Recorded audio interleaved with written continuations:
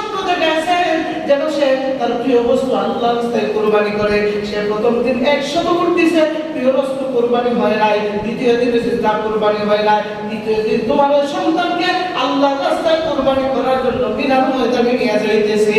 সুবহানাল্লাহ। এই কথা শোনার সাথে সাথে হাজরা ডাক দিয়ে বলছে আল্লাহু আকবার। সুবহানাল্লাহ। হাজরা বলতেছে তাই নাকি?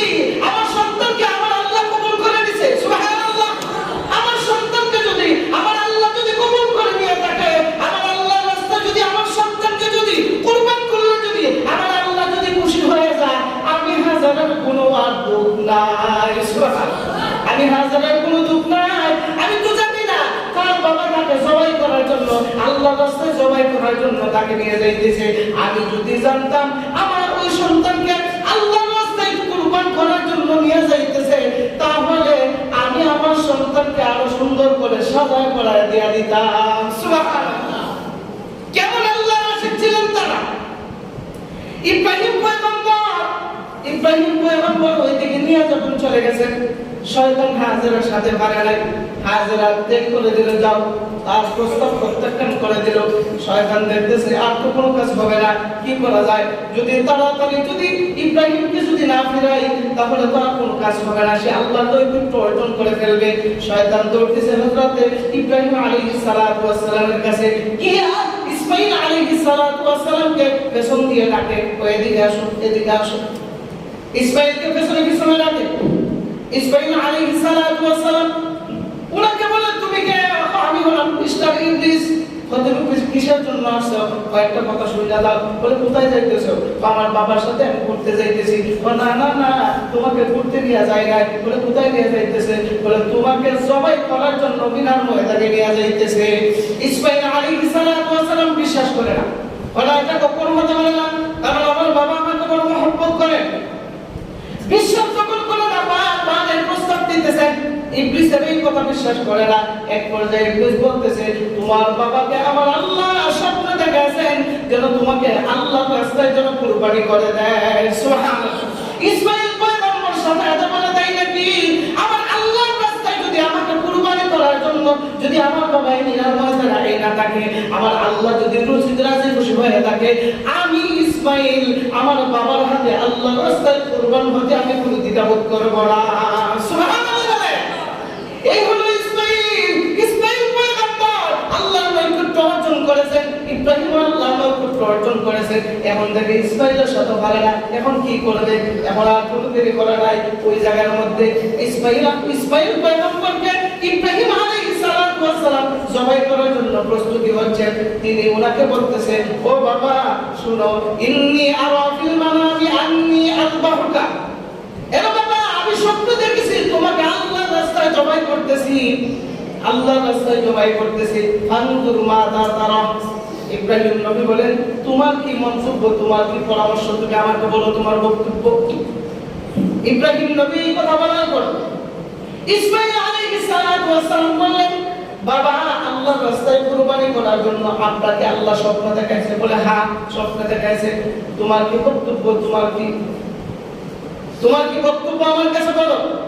ইসমাঈল আলাইহিস সালাতু ওয়াস সালাম বললেন, তাই নাকি? বলে, হ্যাঁ। তখন ইব্রাহিম আলাইহিস সালাতু ওয়াস সালামকে ইসমাঈল আলাইহিস সালাতু ওয়াস সালাম বললেন, বাবা আল্লাহ তাআলা যে ওয়াদা করেছেন, ইয়া আবাতি ফাআল মা তুকমার। আল্লাহু আকবার বলেন। ও বাবা, আমার আল্লাহ যে কাজ করার জন্য আল্লাহর রাস্তায় কুরবানি করার জন্য যেহেতু আমাকে আল্লাহ তাআলা সিলেক্টেড করেছেন, আপনি আর দেরি করেন না, এই মুহূর্তে আল্লাহর রাস্তায় আমাকে কুরবানি করে দেন। সুবহানাল্লাহ। এমনি এই কথা বলার পর তখন বলতেছে, বাবা তা তো বুঝলাম, তুমি কি রাজি আছো নাকি? তখন ইব্রাহিম পয়গম্বর এই কথা বলার সাথে সাথে ইসমাঈল বলেন, সাতাজিদুনি ইনশাআল্লাহ, সাতাজিদুনি ইনশাআল্লাহু মিনাস সাবিরিন। হে আমার বাবা, আমি রাজি হইব নাকি আপনি কোনো চিন্তা করেন না। আপনি মনে মনে সন্দেহ করতে পারেন জবাই করার সময় আমি কি দৌড়ে পালায় যাইব নাকি, আপনি কোনো চিন্তা করেন না। সাতাজিদুনি ইনশাআল্লাহ, আমি সন্তান আপনার আল্লাহর রাস্তায় কুরবান হওয়ার জন্য আমি রেডি হয়ে আছি। সুবহানাল্লাহ। আপনি কোনো চিন্তা করবেন না। সাতাজিদুনি ইনশাআল্লাহু মিনাস সাবিরিন। আপনি আমাকে ধৈর্যশীল যে ব্যক্তিরা আছে ইসমাঈলকে আপনি ভাবেন। সুবহানাল্লাহ। আমাকে ভাবেন, আপনি কোনো চিন্তা করেন না। এই কথা বলার পর ইব্রাহিম পয়গম্বর খুশি হয়ে গেল।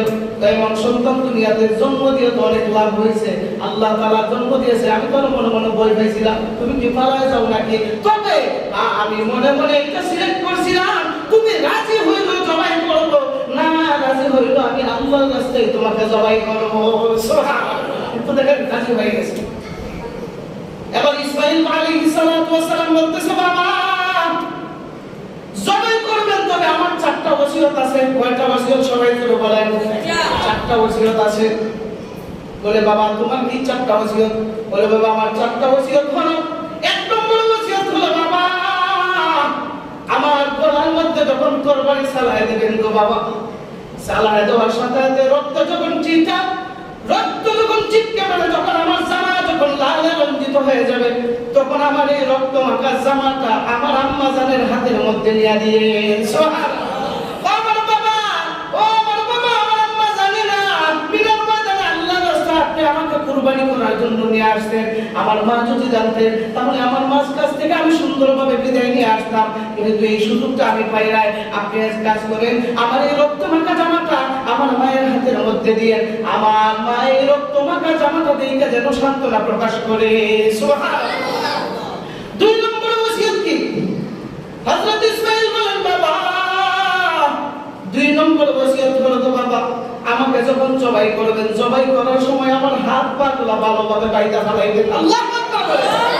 আমার হাত পা গুলো ভালোভাবে বাইদা ফেলাইবেন। বলে বাবা কেন তোমার হাত পা বাঁধবো, তুমি তো রাজি আছো? বলে বাবা এই জন্য না, শুনছি গো বাবা মৃত্যুর যন্ত্রণা নাকি অনেক বড় কষ্ট। আল্লাহু আকবার। ও বাবা আমি শুনছি মৃত্যুর যন্ত্রণা নাকি অনেক কষ্ট। আপনি যখন আমাকে জবাই করবেন ওই সময় যদি আমার হাত পা যে আমি নড়াচড়া করব, ওই সময় যদি আপনার শরীর মোবারকের মধ্যে লেগে যায় তাহলে তো চরম পর্যায়ে বেয়াদব হয়ে যাব। ও বাবা আমি আল্লাহর রাস্তায় জবাই হইতে যাইয়া, যেহেতু আল্লাহর রাস্তায় জবাই হইয়া আল্লাহর দরবারে যাব, বেয়াদবি করিয়া আপনার সঙ্গে বেয়াদবি করিয়া আল্লাহর দরবারে আমি যাইতে চাই না। আল্লাহু আকবার। আমি আল্লাহর দরবারে যাইতে চাই না। আমার হাত পা গুলো সুন্দরভাবে বাইদা পাইবেন, এরপরে সুন্দরভাবে আমাকে জবাই দিবেন গো বাবা। বলে বাবা ঠিক মানলাম। তিন নম্বর ওসিয়ত কি? বলে তিন নম্বর ওসিয়ত হলো বাবা আমাকে জবাই যখন করবে তখন যে তরবারিটা দিয়ে জবাই করবে ওই তরবারিটা ভালো করে দাঁড় দিয়ে দিবেন। সুবহানাল্লাহ। ওই তরবারিটা ভালো করে দাঁড় দিয়ে দিবেন। ও বাবা মৃত্যুর যন্ত্রণা অনেক বড় কষ্ট। তরবারিটা যদি ধারালো কম থাকে তাহলে আমার গলার মধ্যে যখন আপনি ফুঁস দিবেন ওই সময় যদি না কাটে তাহলে আপনারও কষ্ট হবে, আমারও কষ্ট হবে, আমার মৃত্যুর যন্ত্রণা হবে, আপনার কাটতে গিয়ে কষ্ট হবে। আল্লাহু আকবার বলেন। আপনার কাটতে গিয়ে কষ্ট হবে, এই জন্য তরবারিটা সুন্দর করে দাঁড় করে দিবেন গো বাবা, যেন আমারও কষ্ট না হয়, আপনারও যেন কষ্ট না হয়। চার নম্বর ওসিয়ত হলো বাবা আমাকে যখন জবাই করবেন গো বাবা আমার মুখটা উপরে রাখেন না, আমার মুখটা নিচের দিকে দিয়া দিয়ে। আল্লাহু আকবার। বলে কেন বাবা তোমার মুখটা কেন নিচের দিকে দিব? বলে বাবা এবং ছেলের যে মহব্বতের যে প্রাপ্তিত্ব বন্ধন আল্লাহ তাআলা দিয়েছেন, আমাকে যখন আপনি জবাই করতে যাইবেন ওই সময় শয়তান আইসা আপনাকে ধোঁকা দিতে চাইবে। ওই সময় আপনার অন্তরের মধ্যে আমার অন্তরের মধ্যে আমার চেহারার মধ্যে আপনার চেহারার মধ্যে মায়ার বাতি জ্বালায় দিবে। ওই সময় যদি আপনি আমার চেহারার মধ্যে মায়া করিয়া যদি আল্লাহর হুকুম যদি পালন না করতে পারেন তাহলে আল্লাহর কাছে জবাব দিতে পারবো না। সুবহানাল্লাহ। কেমন কথা? আমি আল্লাহর কাছে জবাব দিতে পারবো না, আপনি আল্লাহর হুকুম পালন করতে পারবেন না। এই জন্য যেন মায়া না হয়, মায়া না হয় আমার মাথাটা আপনি নিচ থেকে ঘোরায় দিবেন। সুবহানাল্লাহ। বলেন তো এই যে চারটা ওসিয়ত বললাম সমস্ত চারটা ওসিয়ত পশু কুরবানির সাথে মিলে কি মিলে না? মিলে কি মিলে না? রক্ত চিৎকার কোথায় করে? শরীরের মধ্যে করে। এরপরে ওসিয়ত করছে হাত পা গুলা ভালোভাবে বাইদা ফেলাইলো। এই যে ভালোভাবে বাইদা ফেলায় কেন? এর দ্বারা যেন মানুষের যেন আঘাত না পায়। সুবহানাল্লাহ। মানুষের যেন আঘাত না পায়, ছুরিটা ভালো করে দাঁড় দিয়ে দিল যেন পশুরও যেন কষ্ট না হয়। এই জন্য ছুরিগুলা বার করে ভালো করে দাঁড় করে দাঁড়াইবেন। যেই বাবা তার সন্তানকে জবাই করতেছে ওই সন্তানে মহিলা দিতেছে তুমি ছুরিটা ভালো করে দাঁড় দিয়ে দিও। সুবহানাল্লাহ। এই চার ওসিয়ত শোনা মাত্র হযরত ইব্রাহিম আলাইহিস সালাতু ওয়াস সালাম ইসমাঈল আলাইহিস সালামকে বুকের মধ্যে টান দিয়ে জড়ায় ধরে বলাইছে সুবহানাল্লাহ। এমন সন্তান দুনিয়ার মধ্যে আল্লাহ তাআলা আমাকে দেওয়ার কারণে আমি বাবা গর্বিত সুবহানাল্লাহ। আমি বাবা গর্বিত। আরে বাবা, তোমার মতো সন্তান দুনিয়ার মধ্যে পাইয়া আমি আল্লাহর কাছে অনেক লাকি। কেন? যে সন্তান আল্লাহর হুকুম পালন করার জন্য বাবাকে স্বয়ং সাহায্য করে সুবহানাল্লাহ।